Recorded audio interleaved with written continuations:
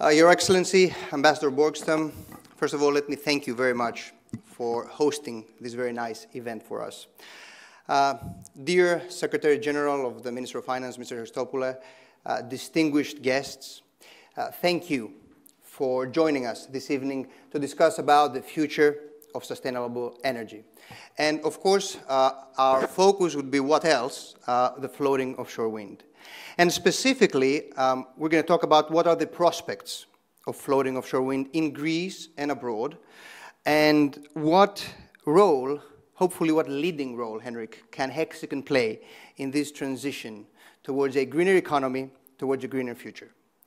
And in this transition, Greece can really play a key role because we have significant competitive and other advantages, significant natural advantages, and we can make Greece, and I hope we do make Greece, a hub for floating offshore wind.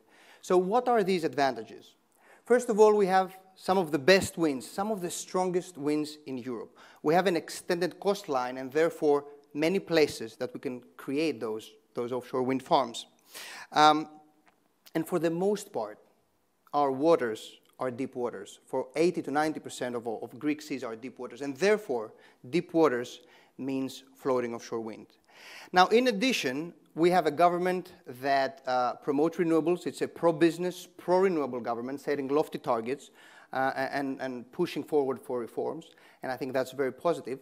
And we also have a European Union that is quite supportive, both funding-wise and policy-wise. So, in a nutshell, we have all the ingredients. All the ingredients are here with us. We just have to play our cards well in order to make Greece a hub for floating offshore wind. And by making Greece a hub, this will not only benefit the offshore wind industry, and of course it will benefit also the offshore wind industry, but I think there are multiple benefits for the broader economy. I think we can create thousands of jobs for the Greeks, thousands of jobs and high-paying jobs, and we can support our local industry.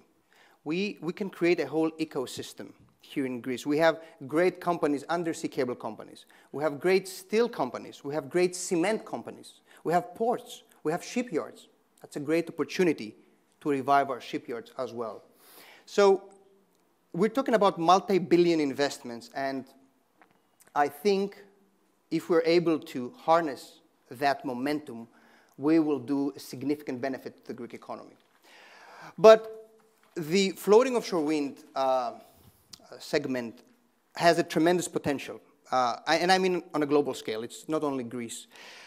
That's why many pundits and experts believe that floating offshore wind is the next big thing when it comes to renewables, and I would agree with them.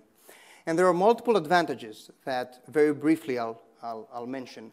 One of these advantages is there's a very high demand for wind. Wind being arguably the #1 renewable resource, and that demand will exponentially increase as we move towards reaching our net zero targets. And that's important. Why?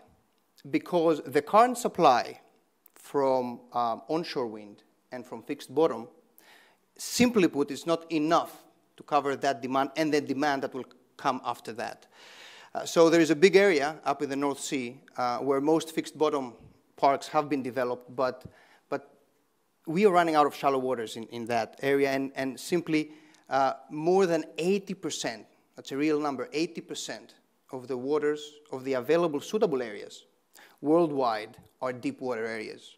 And deep waters translates to floating wind.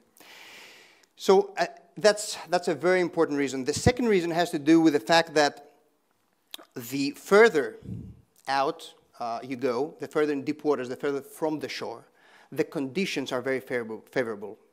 You have high wind speeds and stable wind speeds, and you need both. You need higher wind speeds because that translates to higher energy output. That is kind of self-evident, but at the same time you need stability because consistency and predictability is key in power generation. And there is a metric we use which shows the effectiveness among others, and it's the capacity factor.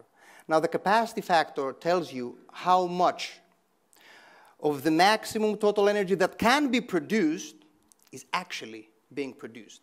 And floating offshore wind has the highest capacity factor of all. It approaches 60%. Now, contrast that number with onshore wind, for example, where that number hovers around 30 to 35%, or solar PVs, which is 18 to 20%. So you have 20, 30, 60. So there's a big gap in terms of effectiveness there.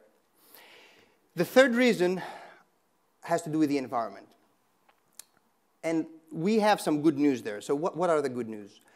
According to studies, the floaters can create artificial coral reefs that will enhance biodiversity and will reinforce marine life. So potentially, according to these studies, floating offshore wind can even have a benefit to the environment, a significant positive environmental externality, and I think that's important. And the fourth reason has to do with public approval. Even though we are still at an early stage, we see a relatively high support in terms of local communities. But maybe it would be more interesting if we saw that in reverse. So we don't have this classic not in my backyard problem, which is basically when people demonstrate revolt and try to block offshore wind, onshore wind or other renewable source projects. And that's quite unfortunate, but that can lead to long delays or even, at extreme cases, cancellation of projects. So for these reasons, I think unavoidably floating wind, and I hope, will take off, will accelerate in the years ahead. And Greece is particularly well positioned to take all that trend, all that momentum, and I hope it does. So on that happy note, let me introduce our keynote speaker for today, Mr. Henryk Balczewski. Mr. Balczewski has been a global CEO where he led global expansion for almost a decade, and now he's leading our business development across the globe. He aspires to make Hecixon a pioneer in the Greek Revolution, and he inspires everyone who works with him. Henryk, the floor is yours. Thank you very much. You're welcome.